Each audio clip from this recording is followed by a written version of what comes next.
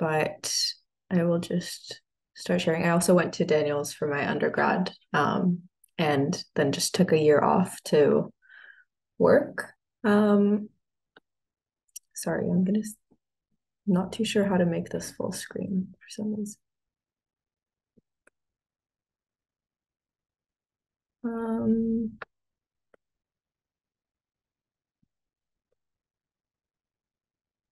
It's in view. in view. Yeah, if you go to view, I think there's a full screen option. If you go to menu on top, Oh, I see. Sorry. that's fine. They changed the new PDF thing, and then you go in view. Oh, view. I see. Okay. So sorry. Full page, read mode. Okay, great. So this is my portfolio. Uh, I started off by writing like a little statement about my portfolio that was independent of my other application statements to make it more personal. And there was a kind of like narrative I wanted to follow with the portfolio. So just writing this block of text. But I did consult a few professors, and some people were for the statement, and some people thought that it was kind of redundant. So I would kind of think about it critically if you want to include like additional text. Um, and then I started off by kind of showing my thesis concept video that I'd made on generosity, which was this kind of like short animation that was accompanied by this poem. Because I feel like I've done like a lot of interdisciplinary work and I wanted to highlight that. And then I started off with my thesis research, which was about the Path Network in Toronto, and kind of introducing play into that. So it's very conceptual, but kind of starting at like an urban scale project. Um, and I have a few of like my sketches incorporated into it to make it kind of playful. And it's nice to, I think, like add like your personal touch to a lot of your projects, because I think you can kind of like do the same thing that everybody else is doing, but it's nice to kind of make it kind of uniquely your own. So the sketches I think are really beautiful. And then I had done this for Adrian Pfeiffer's studio. It's the residence project I'm sure that you've all done, and it was a house on like modularity, so like highlighting a lot of like these interior furniture pieces was really important.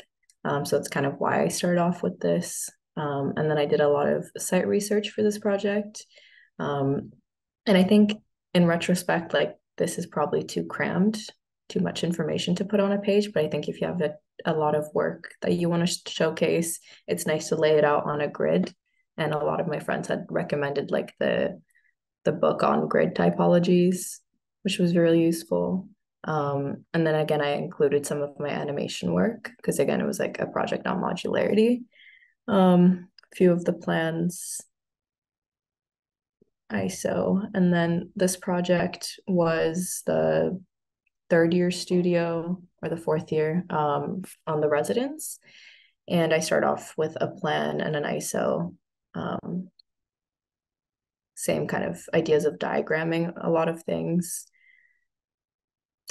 Another ISO and my sketches again. It's nice, I think, when you lay things out. I did a lot of projects that fit better on like a landscape page, and I think it's nice when you do like a bleed across a spread instead of kind of cramming things into a like a portfolio or a page. I included this project because it kind of introduced like a different scale of mapping, which was nice, but it's pretty short. So I think if you have projects that you don't think are extremely strong, but maybe are nice to showcase some different skill sets that you have, it might be nice to include them, but just put them on like one or two pages instead of having like a full spread. This was a project I did with that was a collaboration for lazy computing. And I think a lot of professors had told me to like limit collaborative works, which I think is something that's important to do. So maybe only put a few in your portfolio. Um, this was a project I did for llamas during the drip program. Um, and I think the same kind of thing goes for professional work as much as it goes for collaborative works. They're kind of like the same thing. So I think make sure you have a lot of your own personal work before putting in professional or collaborative projects. And this was a project I did with Adrian Pfeiffer. Same with this. And yeah, I wanted to include like a lot of model making projects because Yale and a lot of other schools that I was applying to have a big interest in model making. So I think that's a big draw for them. So if you're a good model maker, make sure to include that. And yeah, that's it.